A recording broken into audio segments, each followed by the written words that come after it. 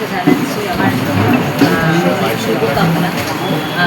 8 বার উনি জিতে গেছেন, তাই আমি কিছুক্ষণ আগেই বললাম যে এবার তো ওনার অভ্যেসের মধ্যেই দাঁড়িয়েছে, জিতটা ওনার অভ্যেসের মধ্যে দাঁড়িয়েছে। এবারেও ওনার জিত একদমই নিশ্চিত। শুধু আমি এখানে একটা আমার দিক থেকে, আমার অন্তর থেকে আমি চেয়েছিলাম যে সবমের সবাইকার দিকে তাকিয়ে একটু সবাইকে একটু নিজের তরফ থেকে একটু হ্যালো বলতে এসেছি। কিন্তু নতুন করে আমি যে বলবো যে ভোট দিতে, সেটা আমার মনে হয় চাইতে লাগবে না, কারণ উনি এমনি এখানকার মানুষজনকে এত ভালোবেসে এত বছর ধরে, কারণ খুব ইজিলি এটা এত সহজ নয় যেটা ভোটের জায়গায়, মানে যেখানে এত স্ট্রং কম্পিটিশন সব জায়গায়, সেখানে এত অনায়াসে জেতাটা একদমই সহজ নয়। কিন্তু এটা উনি 8 বছর ধরে করে গেছেন, এবার 9th টাইম, এবারে তো খুব স্বাভাবিকভাবে জিত ওনারই হবে। তো তাই জন্যে ভোট চাইতে আমি আসিনি, কারণ এমনিতেই ভোট পাওয়া যাবে। শুধু এটা আমার দিক থেকে আমি জাস্ট একটা হ্যালো বলবার জন্য, সবংয়ের সকলকে হ্যালো বলবার জন্য, আমার নমস্কার জানাতে এবং তাদের কাছ থেকে তাদের ভালোবাসা এবং আশীর্বাদ পেতেই আজকে আমি এসেছি। 92 বছর বয়সে কিংবদন্তি শিল্পী হলেন। ভীষণই দুঃখের ব্যাপার। আমি একটু আগেই নিউজটা দেখছিলাম, শুনেছিলাম, মানে গাড়িতে আসার সময় দেখলাম যে কার্ডিয়াক অ্যারেস্ট হয়েছে। ভগবানের কাছে প্রার্থনা করছিলাম যেন তাড়াতাড়ি উনি আবার সুস্থ হয়ে বাড়ি ফেরেন।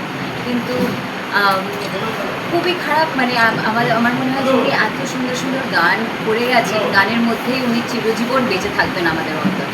দিদি শ্যামসুন্দর প্রচারে এলেন, কি বার্তা দেবেন সাধারণ মানুষকে? এটা আমার দ্বিতীয়বার, আসলে গতকাল আমার শুরু হয়েছে, আর আজকে আমি সেটাই এতক্ষণ ধরে সেটাই বলছিলাম যে আমার মনে হয় ভোট চাওয়ার ব্যাপার নেই, কারণ এমনিতেই আমাদের জিত তো হবেই, সেটাতে তো আমার কোনো কনফিউশন নেই, কোনো দ্বিমত নেই। তো আমি শুধু আমার দিক থেকে সবাইকার কাছ থেকে ভালোবাসা পেতে এসেছি, এবং মানে আমি সবাইকে আমার শুভকামনা, আমার শুভেচ্ছা জানাতে এসেছি।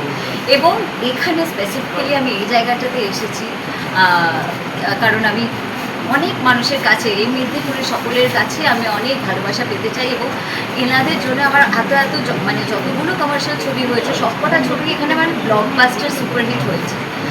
তো এখন এই সামনাসামনি একটা আলাদা করে আবার তাদের সঙ্গে দেখা করার একটা অন্য রকমের থ্রিল কাজ করছে। তাই জন্য অনেকক্ষণ ধরে আমি এক্সাইটেড কখন ওনাদের সামনে গিয়ে পৌঁছবো এবং তাদের কাছ থেকে অনেক সামনাসামনি ভালোবাসাটা পাবো এবং আশীর্বাদ পাবো। নির্বাচনী বিড়ি কেমন লাগছে প্রথম নির্বাচন প্রচারে?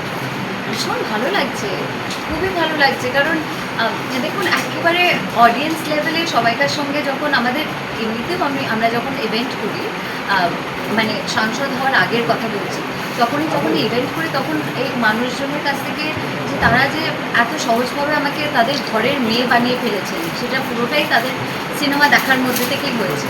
এবং তাই জন্যই আমি বলছিলাম যে আমার সিনেমার ইন্ডাস্ট্রির আমার পথ চলা 22 বছর, এবং আমি যতটুকু মানে করতে পেরেছি বা যে জায়গায় আমি আজকে পৌঁছতে পেরেছি, সেটা পুরোটাই দর্শকের ভালোবাসা এবং আশীর্বাদ ছাড়া হতে পারত না। ভগবানের আশীর্বাদ তো আছে তার সঙ্গে। তো তাই জন্য এখন আমি যখন সাংসদ হতে পেরেছি, যে জায়গায় আমি পৌঁছেছি রাজ্যসভায়, সেটা আমার কাছে একটা বিশাল, মানে আমি ভীষণই কৃতজ্ঞ। এটা একটা সম্মানের জায়গা যে এত মানুষের মানে উপকার করার আমি একটা সুযোগ পেলাম, একটা বিশাল বড় সুযোগ, এবং আমাকে একটা দায়িত্ব দেওয়া, সেটা একটা আমার কাছে একটা বিশাল বড় প্রাপ্তি। Thank you.